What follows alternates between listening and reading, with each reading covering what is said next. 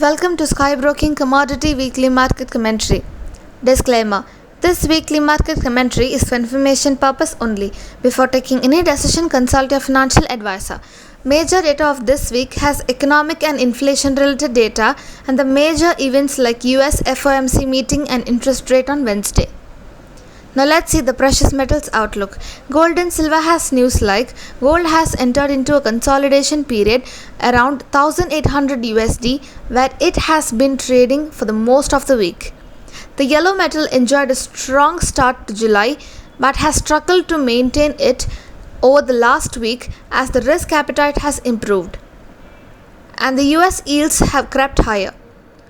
All eyes on the US next week as the Fed meets and the central bank will discuss its exit strategy from emergency era. Stimulus and investors will be looking for any hints on the timing and execution.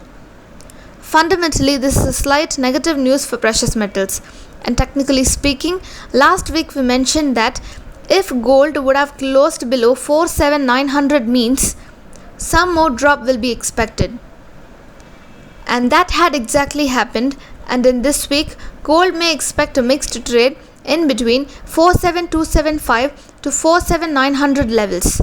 Silver may expect a mixed trade in between 66170 to 68361 levels. These are the major precious metals outlook. Now let's see the energy outlook. First is crude oil. It has a news like WTI climbed quickly back above $70 and has held above here, with sights set back on this month's highs around $76.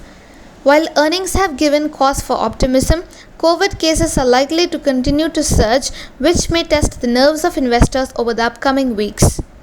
Fundamentally, this is a mixed news for crude oil.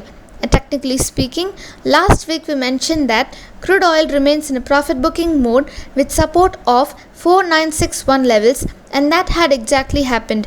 And in this week, crude oil may expect a short covering rally and the profit booking on higher levels.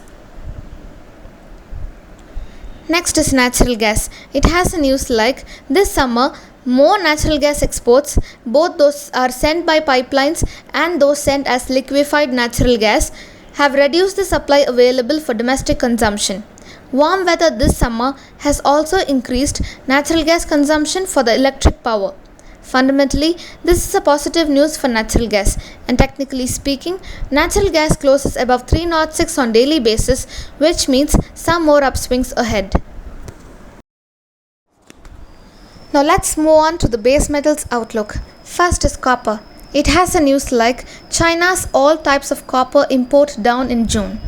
This is fundamentally a negative news for copper.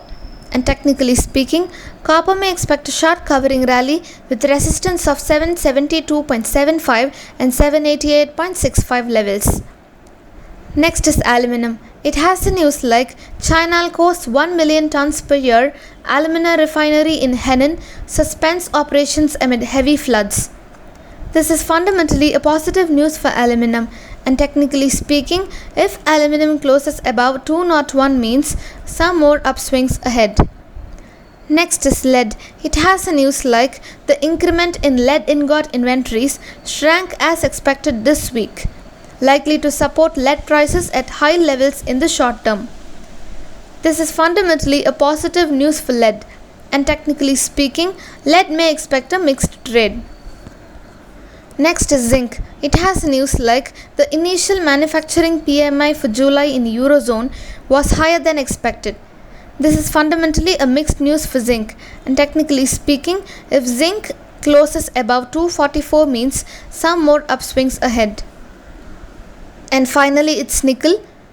It has a news like downstream consumption of stainless steel and new energy is improved, while the nickel supply was short, which supported nickel prices.